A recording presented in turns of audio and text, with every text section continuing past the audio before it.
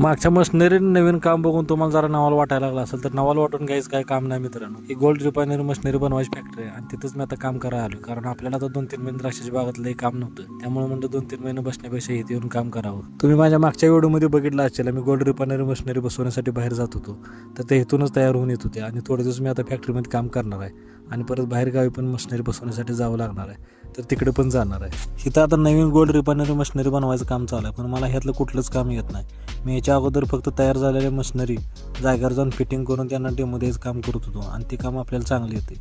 पण ते फॅक्टरीत मला कुठलंच काम येत नाही. मी प्रत्येक काम आता नव्याने शिकायला लागलो. प्रत्येक मशीन कशी हाताळायची ती पण शिकायला लागलो. तसं बघायला गेलं तर मला कुठलं पण काम करायला अजिबात लाज वाटत नाही, कारण पोटाला खायला लागते म्हणलं काम तर केलंच पाहिजे. आणि आता सध्याला आपल्या बागेत पण आपल्याला जास्त काही काम नव्हतं, त्यामुळे म्हणलं चला आपण फॅक्टरी थोडे दिवस काम करूया. कारण आपण तयार झालेल्या मशिनरी तर बाहेर जाऊन फिटिंग करत होतो, पण मशिनरी कशा प्रकारे तयार होत्या मला बघायचं पण होतं. आणि ते काम आपल्याला शिकायला मिळते म्हणलं मला जास्त आनंद होता, कारण मला नवीन नवीन काम शिकायला लई आवडतात. तर आतापासून आपल्या ह्या फॅक्टरीला नवीन प्रवास सुरू झाला आहे. तुम्हाला व्हिडिओ कसा वाटला कमेंट करून नक्की कळवा. धन्यवाद.